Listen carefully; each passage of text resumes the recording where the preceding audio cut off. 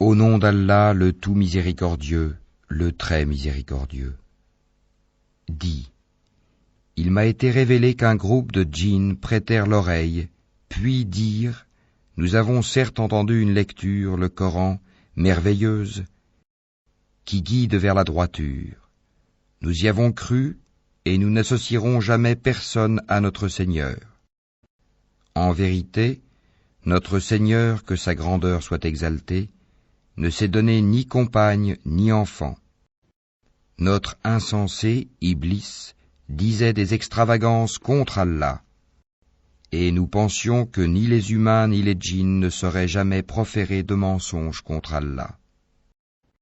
Or, il y avait parmi les humains des mâles qui cherchaient protection auprès des mâles parmi les djinns, mais cela ne fit qu'accroître leur détresse.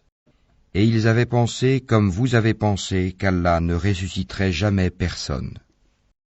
Nous avions frôlé le ciel et nous l'avions trouvé plein d'une forte garde et de bolides.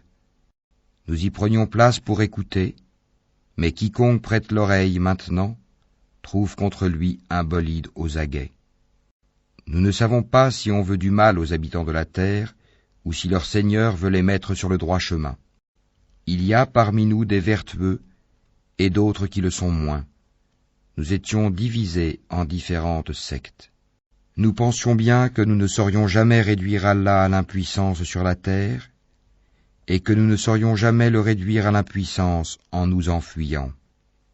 Et lorsque nous avons entendu le guide, le Coran, nous y avons cru, et quiconque croit en son Seigneur ne craint alors ni diminution de récompense, ni oppression. Il y a parmi nous les musulmans, et il y en a, les injustes, qui ont dévié. Et ceux qui se sont convertis à l'islam sont ceux qui ont cherché la droiture. Et quant aux injustes, ils formeront le combustible de l'enfer. Et s'ils se maintenaient dans la bonne direction, nous les aurions abreuvés certes d'une eau abondante, afin de les y éprouver. Et quiconque se détourne du rappel de son Seigneur, il l'achemine vers un châtiment sans cesse croissant. Les mosquées sont consacrées à Allah, n'invoquez donc personne avec Allah. Et quand le serviteur d'Allah s'est mis debout pour l'invoquer, ils faillirent se ruer en masse sur lui. Dis, je n'invoque que mon Seigneur et ne lui associe personne. Dis, je ne possède aucun moyen pour vous faire du mal, ni pour vous mettre sur le chemin droit.